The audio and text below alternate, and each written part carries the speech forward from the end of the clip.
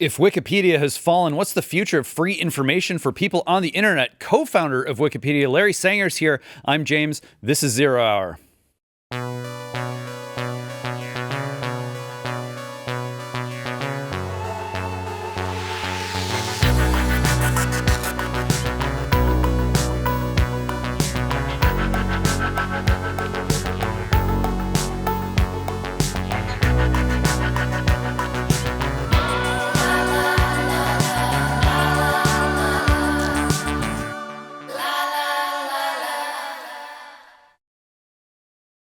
Yes, we've got the co-founder of Wikipedia here. Larry Sanger founded Wikipedia in 2001 with Jimmy Wales, and since then he's embarked on several impressive endeavors, including creating an online library that you can fit right inside of your pocket. Larry, how are you? I'm great. Glad to be here. All right, so let's get into this. Wikipedia really went from being the thing that your teachers told you not to ever even look at to something that most people ended up just really looking to as their kind of source of information of first resort. It all seemed like it was going along just fine until this election season.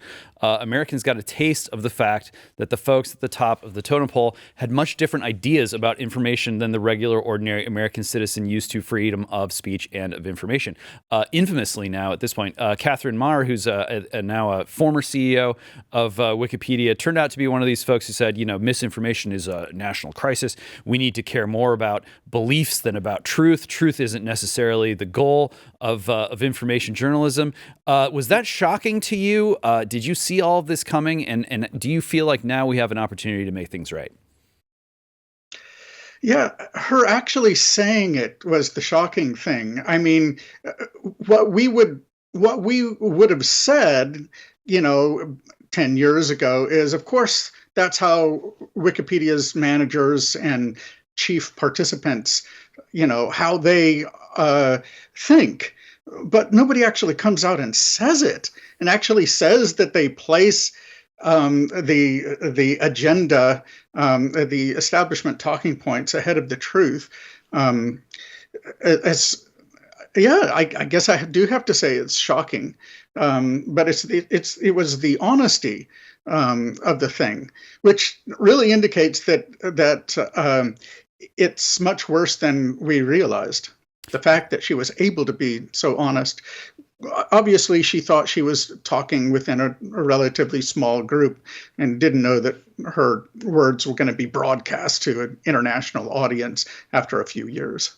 Sure. So, shocking, but not in hindsight, unfortunately. I mean, the whole point of honesty is supposed to be in service of the truth. So that's, always a sort of cautionary tale to people who are out there saying, no, it's important that you be honest. Like, well, yes, necessary, but not sufficient. So Wikipedia, is it salvageable? Can it be saved? Well, so this is a very good and timely question. A lot of people, especially those who are concerned that it's descended into rank propaganda, like me, have been asking this. And basically, I think, so first of all, you have to realize that there is no institutional will within Wikipedia to make it more neutral. I think that's the problem that people are most concerned about now, the fact that it has essentially become the mouthpiece of the establishment. And it didn't used to be, 20 years ago. Certainly it wasn't. If anything, it was quite anti-establishment because it gave voice to many different points of view. But so those who remain in the system working on it day to day, especially admins and others who have a lot of clout within the system, they very much prefer it the way that it is. So they like that Wikipedia can be used to advance particular social and political agendas. So those people aren't going to change it, obviously. They are the cause of the problem that we are reacting to. So the only way that Wikipedia can be influenced to change is by significant external pressure, I think. And you can try naming and shaming. I've done this, many instances of bias. I wrote 3 different blog posts in the last 4 years or so. It didn't really help. There was a lot of noise about it in the conservative media. But even this, I think, has reached the point of diminishing returns. Like, I've passed up a lot of interviews talking to people. You're different because you just seem a lot more interesting than some. But there was a time not that many years ago when Wikipedia's bias seemed to be big news, right? It wasn't to me. It wasn't to people who were actually clued into what was going on Wikipedia. It's been quite biased for, I would say, at least 15 years. It's gotten really, really bad, though, in the Trump years. I mean, really noticeably, and I think that is what has turned people, has sort of enlightened people about the problem. So anyway, so while conservatives and libertarians and anti-establishment types, they generally continue to despise Wikipedia, this seems to have had little impact on Wikipedia itself. Why would it? It's generally, this is a feature of the mainstream media.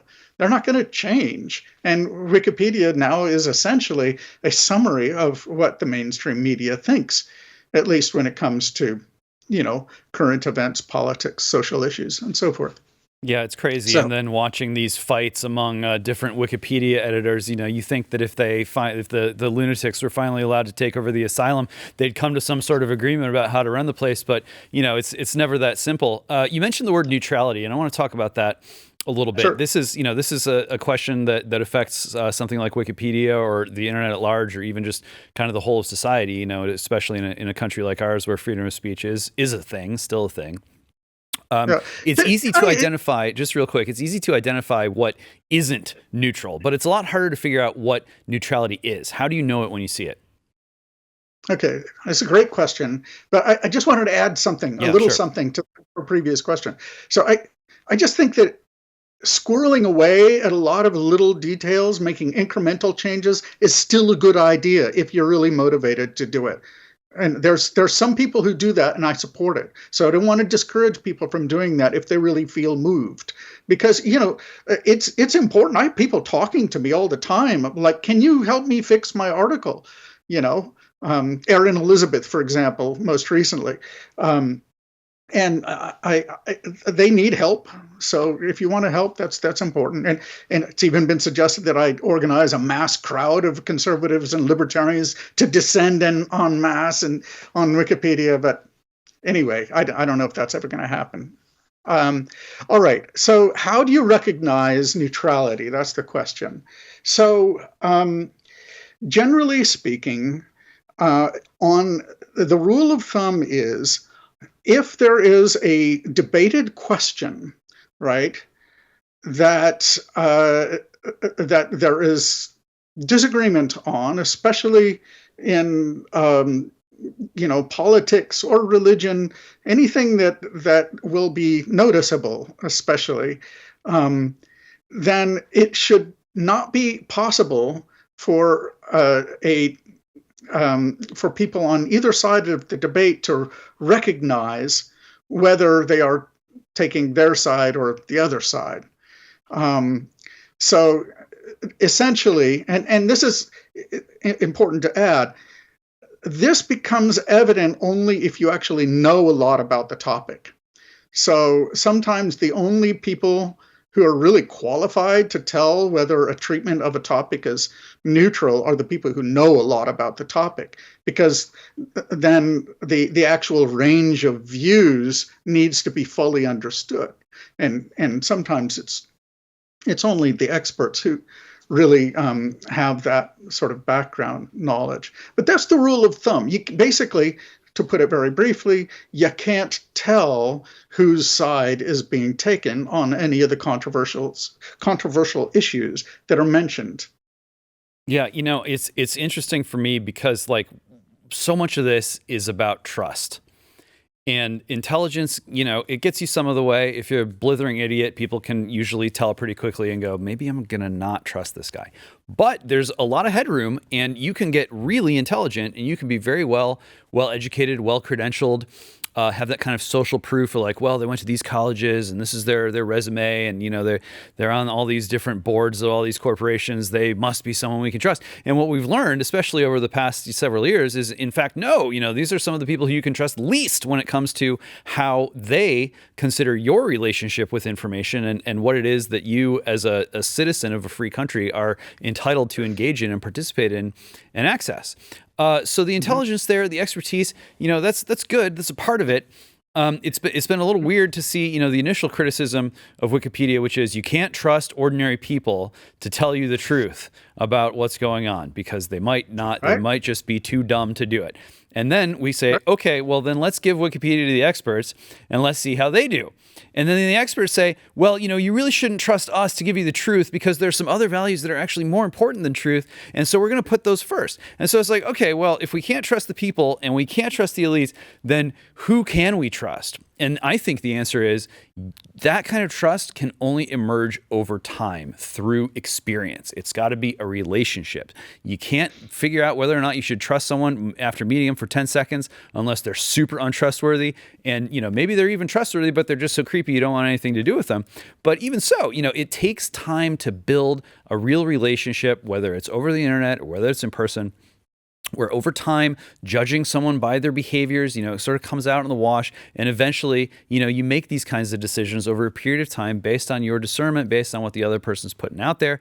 And that's the kind of, it's a heuristic that a lot of people get too impatient for. They want instant trust. It's the internet. They want be able to instantly tell, who are you? What do you believe? They want to know, like an algorithm, what category to slot you into. And that's a very bad interface for arriving at that kind of, trustable, more or less neutral, something that's going to be, fairly even-handed, give you an even shake, isn't trying to put one over on you information. Yeah. Well, I mean, and you also have to bear in mind that when you're talking about trustworthiness for purposes of, forming beliefs, it depends on the person, obviously. There's very few circumstances I can think of that in which I can imagine coming to trust Fauci, and that isn't just because I disagree with him about a particular issue, and it isn't just. It's because he is. Well, I'm repeating back your point here, aren't I? Well, anyway, my point is that there are a lot of different views on all of the different debated issues of the day, and as a result, who is regarded as trustworthy to one group of people is not going to be who is regarded as trustworthy to another. And I actually think the difficulty that we face now is that there is not, let's just say, reality is not being presented to us univocally anymore through like the big three networks and the major newspapers who all seem to speak with one voice. They would like it to go back to that, but we never will. And so the in the media landscape, right? If the question is like which journalists or which newspapers or websites are we supposed to trust? I mean, the first question is, well, what are my values, actually? Because that's going to color that. And then the second is really, track record, I think. So I agree with you there, but your evaluation of track record is going to depend on your values. So there isn't going to be a single answer for everyone. The importance of neutrality is precisely that the supposedly trustworthy people, according to different segments of society, disagree with each other, right? And that's always been the case. That's the really subversive idea of Wikipedia In the early years, when it actually made a good attempt at following the neutrality policy, it actually did supply multiple different points of view, meaningfully different points of view on important topics. And if you ask who can I trust, and you simply accept the what the trusted people say according to you and your camp, well, then you're not going to be exposed to the other information. There's a desperate need, I think, for neutral encyclopedias and neutral information sources that actually do inform us about what all of the competing, experts think. Yeah, and I And not want just to I want to talk about your own newer projects and encyclopedias in a minute. But first, let's talk a little bit about your own experience. You mentioned Anthony Fauci, just a great example of someone who's put up there as this trust figure who ended up being, of course, something much different. What was your sort of radicalization over this period of time here? Maybe beginning with COVID, maybe it started a little bit earlier, where it seems like you went from being a guy who thought that he was just kind of right there as kind of a baseline guy, normal guy, not looking for controversy, and then suddenly you found yourself taking positions that many people, including powerful people, considered to be borderline illegal. I didn't change; they changed. I mean, I've been quite openly a libertarian since grad school. I've said that that I'm a libertarian. Now, as I've gotten older, I've become more conservative. So now I would describe myself as a conservatarian.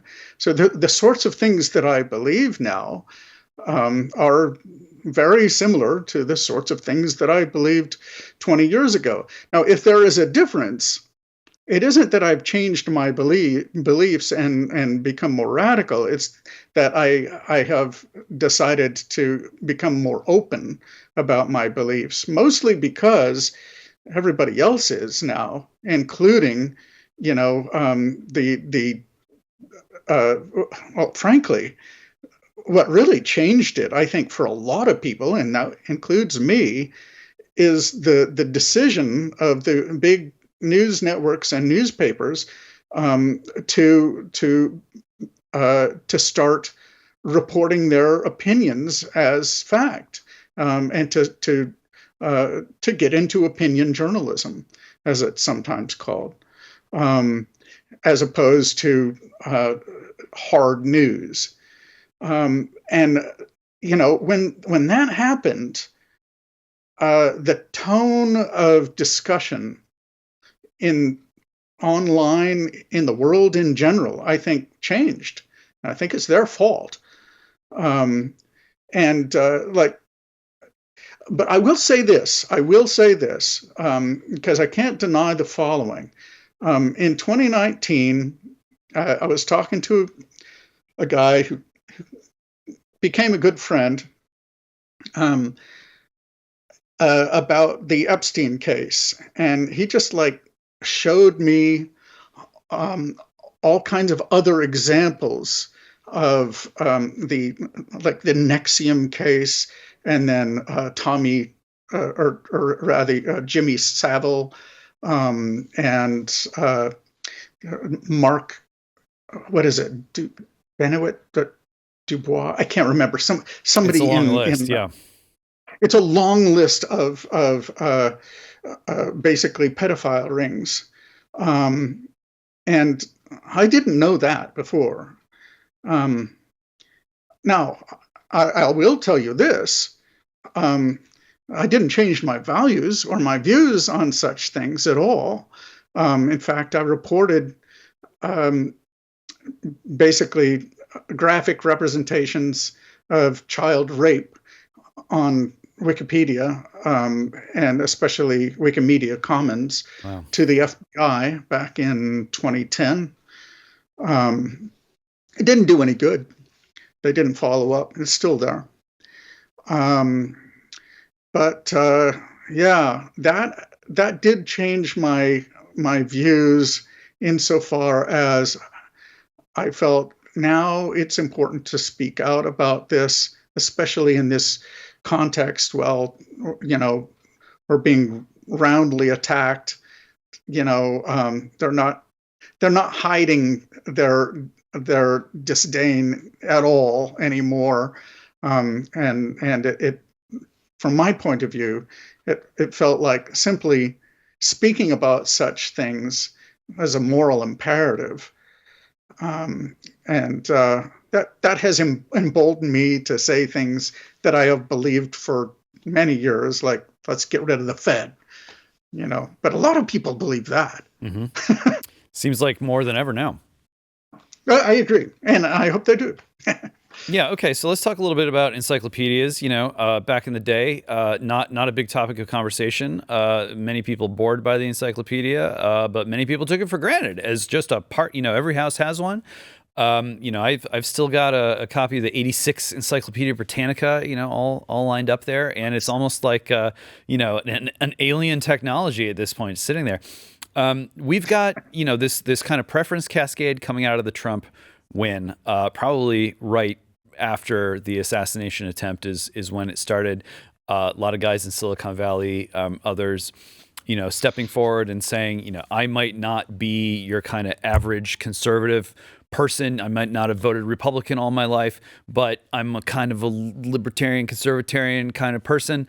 Some of this stuff is just plain old-fashioned common sense, and I'm going to support the Trump ticket, which is not just Trump, but you got RFK in there and Tulsi Gabbard and some other folks who are not your stereotypical Republican. Coming out of that, you have someone like Jeff Bezos saying, you know what, Washington Post is screwing up. We need more voices from the other side in the opinion pages. We need content that's more responsive to the actual interests of our readers, people who don't want to get indoctrinated, but actually would like to orient themselves in the world they live in. And then you got guys like Elon Musk out there saying, okay, X is now the #1 source for news. If you want information, if you want lively debate, if you want a variety of perspectives, if you want a deep archive of events, come to me. I will give them to you, and it's not going to be eating your vegetables. It's going to actually be enjoyable to do it too. With guys like Bezos and Musk out there trying to position themselves as the best go-to source of truth that you can be, you can skim on the surface or you can dive deep. What's the role of encyclopedias? I don't know if I buy your premise that Jeff Bezos, especially, and even Elon Musk, represent the resistance, so to speak, against the establishment. I think they're definitely part of it. So just ask the question again, if you would, please. So maybe they are presenting themselves as more reform-minded than they might actually be. People can agree or disagree on this stuff, but they're presenting their media products as basically, I think, fulfilling the function that 10, 20, 30 years ago, people might turn to the encyclopedia first. They might not have logged onto the internet. They might have gone, well, gosh, I'm just going to crack open this book that has everything in it, and I'm going to open it up to the page where I want to, know the thing, and it's going to be right there. And you fast forward to today, and people, Wikipedia, I don't know, maybe I'll just go to X. Maybe, I'll see what Jeff Bezos is offering me. He seems to run all the books and have the DC newspaper. Maybe I'll look there. What's the case for turning to the encyclopedia instead? Well, the case is actually fairly straightforward. I wrote about this in some depth in an article on my website on larrysanger.org called Free Information of the Third Kind. So let's be honest here. Most people never did read encyclopedia articles much, ever. The function of encyclopedia articles always was to document in summary fashion what is known or widely believed anyway on various subjects. That's what it does. This is something that people will continue to have to do. People, not AI, not models. If the people didn't, if people suddenly stopped writing encyclopedia articles, and if they left the work up to AI models, at least the ones that resemble today's, who knows about the future? I know that it might change. But I imagine what would happen is that the models would make bad inferences from their training data and will tend to dwell on outdated summaries of the topic. At least that's how it works with me. When I ask it questions about stuff that I actually know about, it tends to reflect a very surface level and sometimes outdated view of the subject. So I don't think that's going to happen. I think academics and journalists will continue to want to summarize what is known about this and that. Now, this does not mean that Wikipedia and other encyclopedias will continue to get as much traffic as they did in the past as people slowly transition to the use, especially of AI models. Like I frankly do look up a lot of things now by asking ChatGPT or Grok a question. I use both of them now and like comparing them. But it's still the case, though, because they haven't integrated the ability to quote. It's very important to have the ability to quote human beings directly in support of their answers, because otherwise I don't believe them. I mean, why should I? Now, they have like sort of cottoned on to the idea that it's important to cite some sources, but a lot of times I don't see a relationship between what the model said and what the sources contain, or it's just not specific enough, and I don't have time to go look up their sources. I'll look up my own. I can do that maybe faster than because these are just, as far as I'm concerned, practically random links that I'm given at the bottom of an answer. I'm talking about the links that are given at the end of an answer that an AI chatbot will give you when you ask it a question. Right.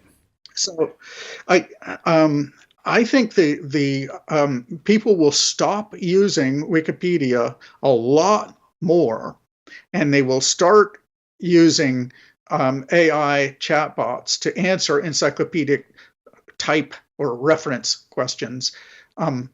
When the chatbots start directly quoting human beings with footnotes, that's going to change it a lot.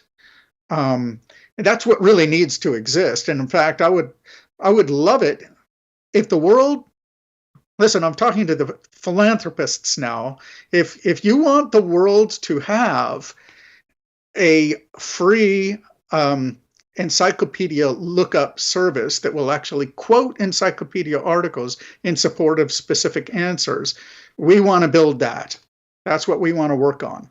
And there's a desperate need for that.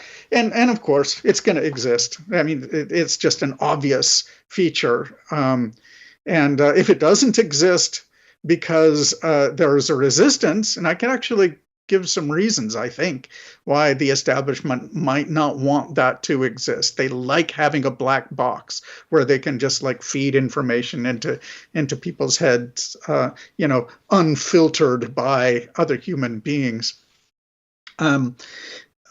Anyway, it will exist. It might start out as an open source project. And again, I hope the Knowledge Standards Foundation, I'm the president of the Knowledge Standards Foundation, and I hope that we will, be funded to build this. Yeah, so this is a fascinating litmus test. Okay. Because one of I think the better criticisms or warnings about artificial intelligence is not the one that says this thing is just going to grow more and more powerful until it eats the world and it's just gray goo sweeps over the planet and we're all slaves in the Terminator. I mean, I guess that you can think the logic through and draw your conclusions or whatever, but the more powerful argument to me is that actually the way that the most, if not all, AIs are constructed right now will tend to degrade over time in like the fidelity or the quality of the information. If you think of like a hall of mirrors, you look in the mirror and that's like a pretty good representation. But then if you look at a mirror image of what you see in the mirror, that's going to be like a slight decrease in quality or in fidelity. And if you do that That's hundreds of thousands of times, you're going to end up with gobbledygook. And that is a problem that it seems like the AI guys haven't really figured out how to solve. What you're proposing is, hey, if you make sure that you're quoting people and that you have that human element in a fresh way brought yeah. into that data, then that's a way of skirting the problem. Does that mean that you think are you relatively therefore going to be more bullish about AI than you otherwise might be? I Yes, to that extent, I do think that the feature that I described is going to be is going to come into existence in the next few years. In fact, I've seen one what is it called? I'm sorry, it starts with a P. Anyway, there is one that's already making not a very good attempt, but it is at least making an attempt at doing that. So I think it's. I wanted to show you this. This has digitally signed books. All right, so it's the digital signature that matters. It's got 69,000 on this flash drive. That is obvious training data. And it's important that they be digitally signed because that means you can prove that they were created at a certain time on a certain server. And essentially, um, at least saying, well, the information goes back at least that far. So there's a technical proof that can be given of that. And I frankly think that going forward, it's going to be increasingly important that all of our communications be digitally signed if we're going to distinguish between the human created content and the AI generated content. Sure. Yeah. So So in terms of your priorities then, you got a few projects going on. Which of your projects do you think is responsive, the most responsive to the most urgent need that just ordinary Americans have when it comes to making their way through information on the internet? that's a good question. I would I mean, that's not the problem that is most pressing as far as I'm concerned, but the answer to your question is the, as I say, a front end, an AI front end for the encyclosphere. Hmm. So the encyclosphere is just what I call the collection of all the encyclopedias in the world, past, present, and future. And the idea is if we take all of those, and it's truly massive.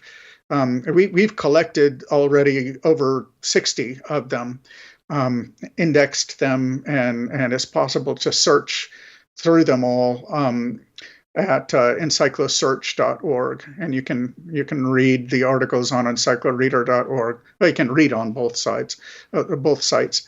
But at any rate, the idea is that and we need to greatly expand that by like probably two orders of magnitude. There's actually thousands of sources out there available, and with a lot more of those included in a public distributed database, not centered on like the Knowledge Standards Foundation servers, but distributed throughout the world in many copies. I think that's very important.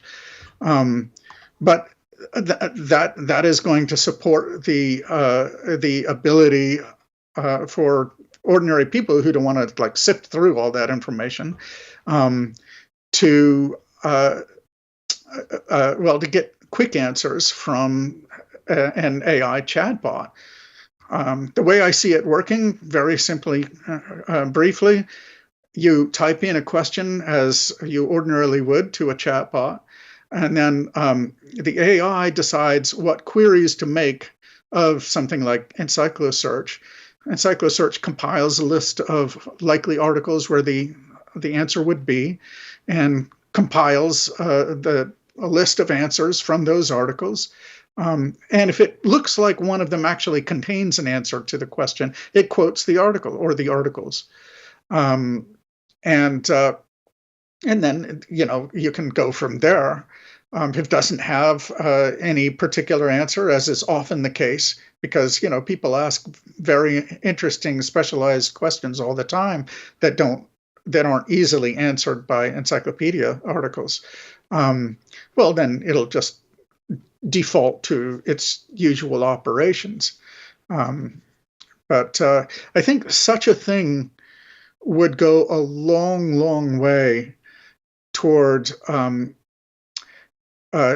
giving trust to models, because it takes away some of the mystique, the black box element. Like, it's not a black box in the sense that we know what the training data is, or at least somebody knows what the training data is. But it is a black box in that we don't know how precisely the model arrived at its answer. And that's important. We need the work shown to us. That's why academics want footnotes. Show your work, essentially. Right. And so obviously we need the chatbots to do that. Okay, so as important as the cyclosphere is, and I think you made that case pretty well in a short answer, it sounds like there's something that's even sort of more of a burning issue to you right now, where you think there's even greater urgency. What would that be? Well, it's not different from the encyclosphere. It's a different aspect of the encyclosphere. I am worried. I don't know how worried I should be, but I am worried that the establishment has signaled in many ways just how alarming they find that there is what they call misinformation.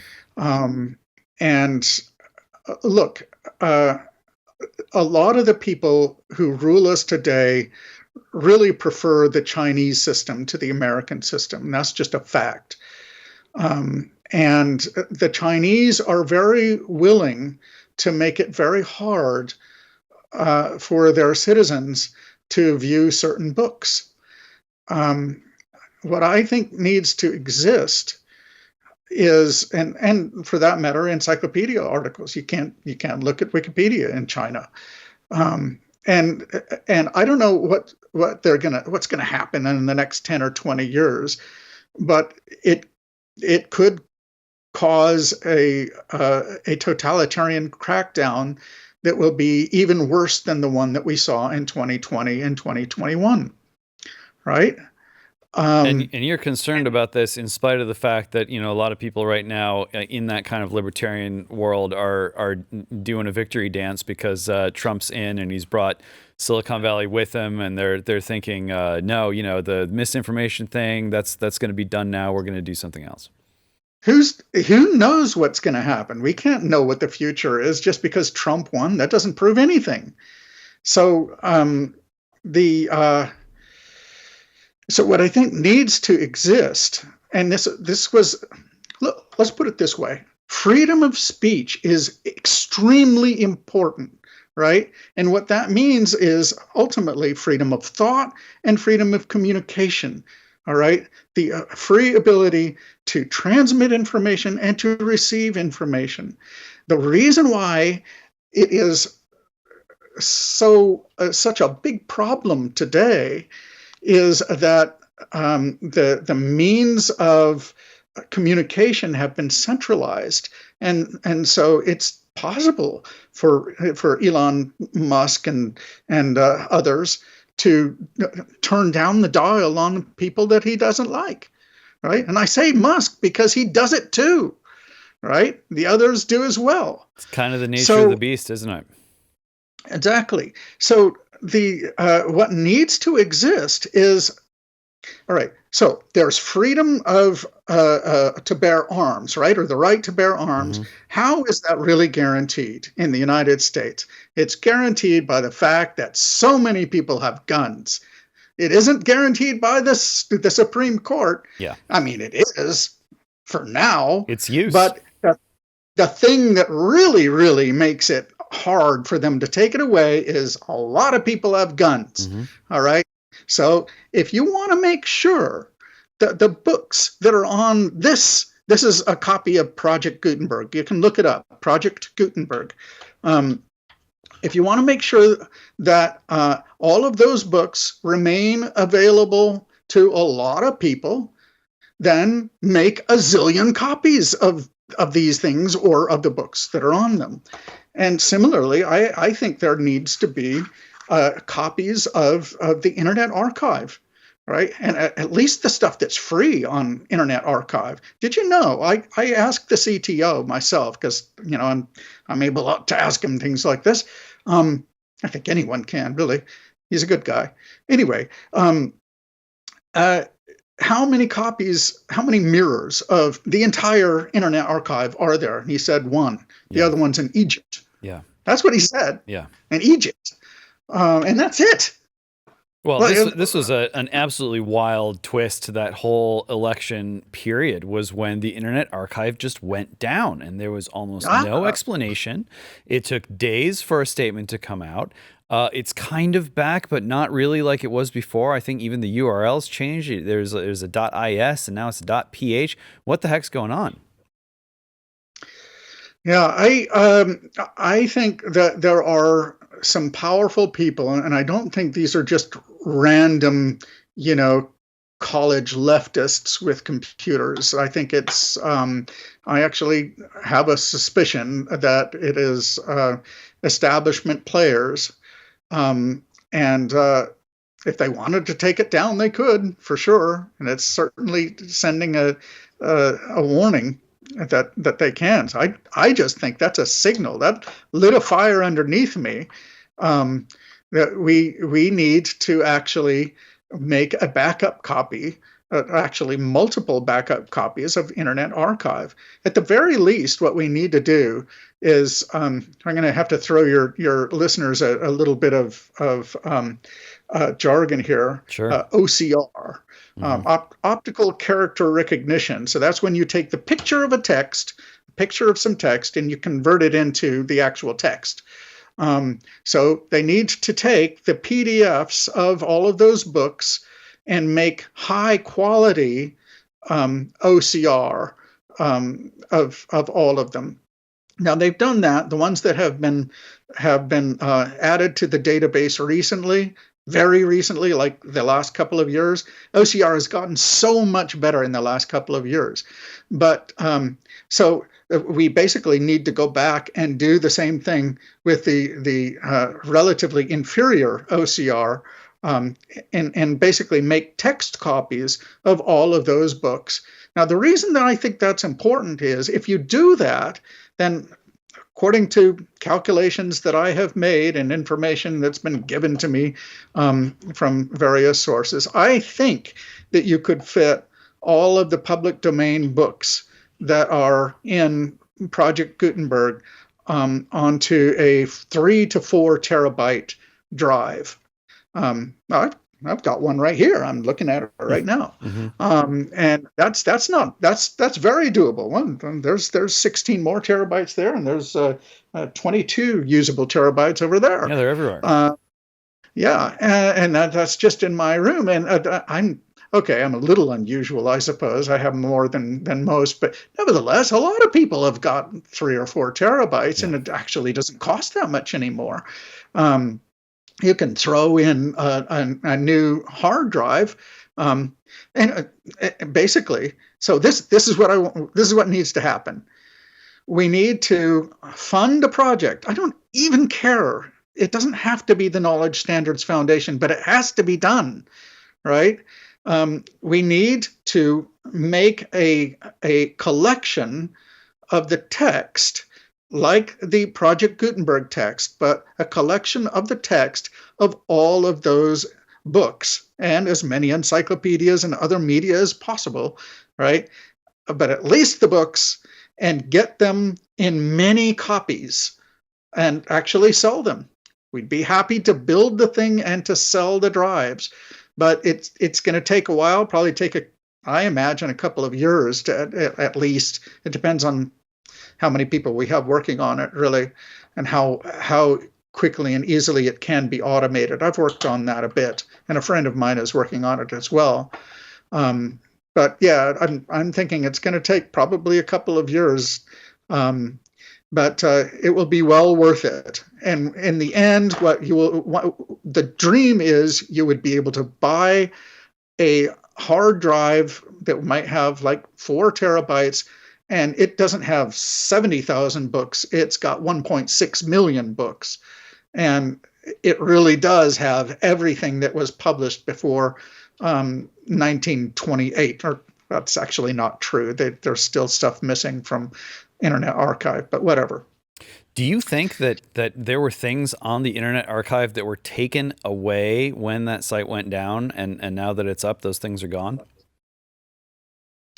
I don't know, to tell the truth. I didn't follow that event that closely. I should have, but I do know that a lot of web pages have been taken down, Yeah. or there's like messages appended to them saying, this represents some misinformation or whatever, which announces that indeed.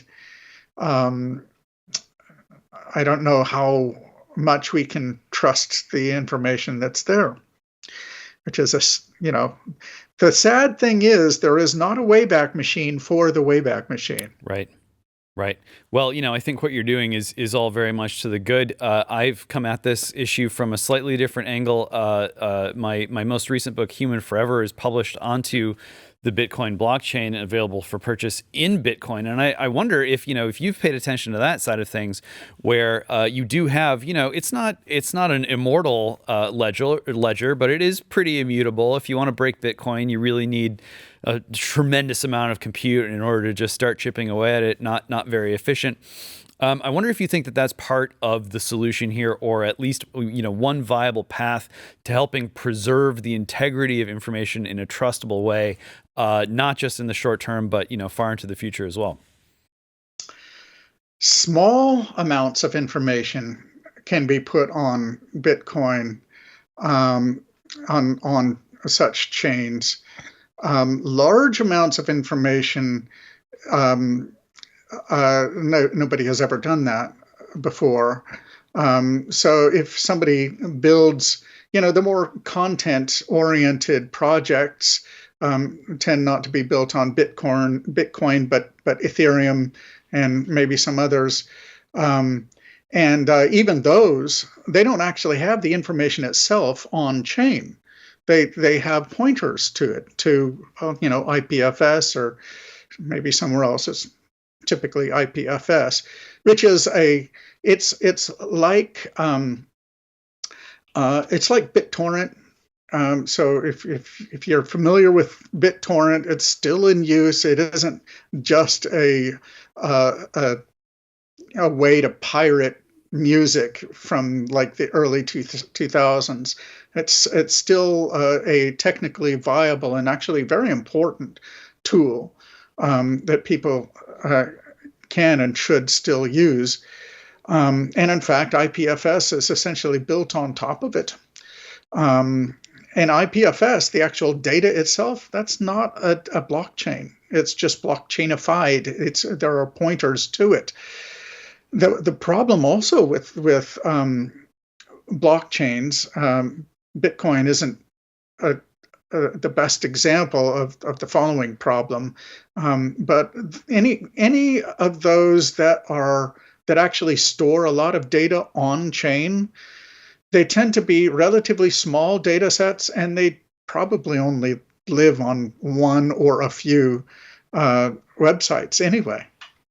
In fact, even if the data is on IPFS, probably the only people who are seeding that data are the funded company that has an interest in making sure that it's seeded. And as soon as they go out of business, they stop paying for the servers and the data goes away. So the there is a serious problem with expecting blockchain in general to come to our rescue, because it just doesn't solve the problem at all. The way to ensure that information is not ultimately, well, that information remains available is that it be available from many different sources in many different identical copies, all digitally signed and exchanged. And anyone who is like, 5 or 10 years younger than me and older will understand the Usenet. If they're geeks, they'll understand the Usenet reference, right? But so it needs to be like Usenet. For people younger than that and they don't get the reference, look it up. Okay, so the idea was that Usenet was a really interesting discussion network. As the Wild West. When people refer to the Wild West of the internet, a lot of times I think what they're referring to is Usenet. The information, the discussions existed in many different copies on lots of different, they were mostly university servers. It might have been, I don't know how many different universities. I think there were hundreds anyway of copies. But eventually what happened was Google took that over. Google became sort of like the go-to source, and the university stopped doing it. And I'm sure some of them still have copies of the old Usenet stuff, and who knows. But at any rate, it became centralized after that. That was one of the ways in which the university-centered free internet. That's kind of ironic, isn't it? But nevertheless, it was changed and became centralized and corporatized. So, it's very sad. Well, it is sad. I think there's I have not lost hope yet. My attitude toward Bitcoin, which is why I did the book, is it's a lot like that Second Amendment. The thing that guarantees that it works and that it exists is use, and that certainly goes for your attitude toward data and toward knowledge as a whole. So, Larry, there's certainly much to be said for redundancy. There's certainly much to be said for redundancy, and I appreciate your view on this and wish you success as you forge ahead here. Thank you. Yeah, thank you. All right, deal with it. Nerd humor. That's all the time we got for now. Until next time around, I am James Polis. This is 0 Hour, and may God have mercy on our souls.